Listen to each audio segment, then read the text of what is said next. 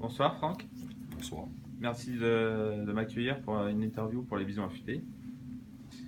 On se pose quelques questions. Déjà, dans un premier temps, quels sont tes objectifs pour cette saison? D'aller le plus loin possible, hein? Mais c'est sûr qu'initialement, on avait des objectifs au niveau du championnat régulier. Je te dirais, au moins faire les playoffs, puis après ça, ben, on verra ce que ça nous amène. Mais l'objectif numéro un, c'est vraiment les playoffs. Avec toute l'égalité des équipes, là, on sent qu'il y a vraiment un bon partage entre les clubs. Donc, faire les playoffs, c'est vraiment maintenant rendu une étape importante dans la saison. Là. Je te dirais que ça, c'est notre objectif numéro Niveau de l'effectif des joueurs, est-ce que tu recrutes toujours? Et niveau des blessés, comment ça se passe encore? un. Ouais, le recrutement jusqu'au 15 décembre, la date limite, je te dirais qu'à tous les jours, on est à l'écoute, où on prospecte, où on parle à un agent, où on vérifie d'autres matchs. C'est quelque chose qui est rendu une tâche quotidienne. C'est pas on a l'équipe et on bouge plus, ça marche pas comme ça. Alors, jusqu'au 15 décembre, il peut y avoir des changements. Puis au niveau des blessures, je pense que tout le monde le voit, puis tout le monde le sait. Là, on a quand même on a eu énormément de malades puis de blessés. Alors, ça complique un petit peu le synchronisme entre les lignes. Là. Fait qu'on travaille fort là-dessus. Mais le dernier match, on a quand même été capable d'aller chercher un point.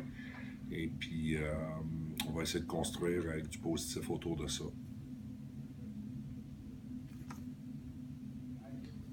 Depuis le début de saison, donc, du coup, on a fait 3 matchs, 2 à domicile et 1 à Briançon.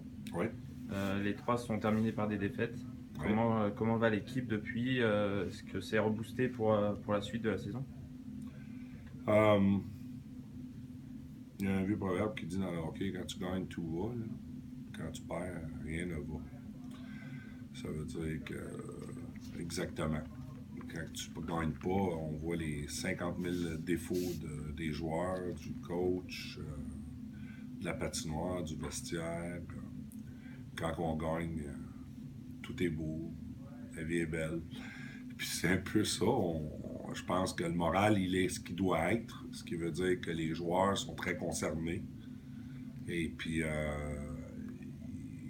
ils comprennent et font du vidéo pour améliorer des séquences de jeu.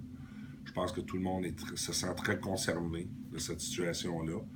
Mais en même temps, je veux que tout le monde soit calme, là, puis qu'il ait confiance, puis faire confiance à nos habiletés individuelles puis collectives pour sortir de cette petite séquence.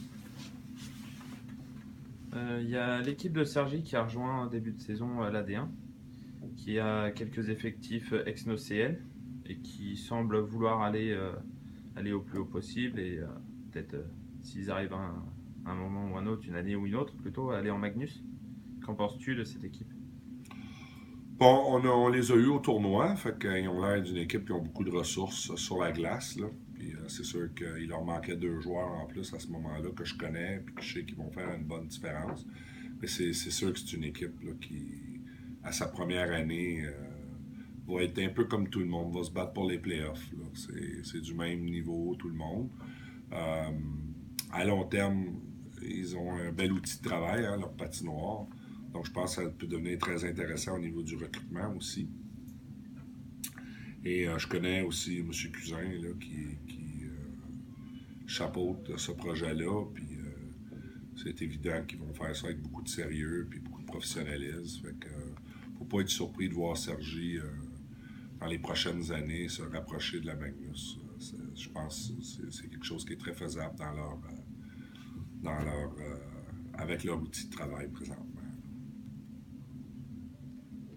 Samedi commence la Coupe de France. Donc les Bisons vont rencontrer une nouvelle équipe, c'est la Détroit de Fontenay, toute nouvelle, qui n'y en avait pas avant. Est-ce que tu prépares ce genre de rencontre différemment?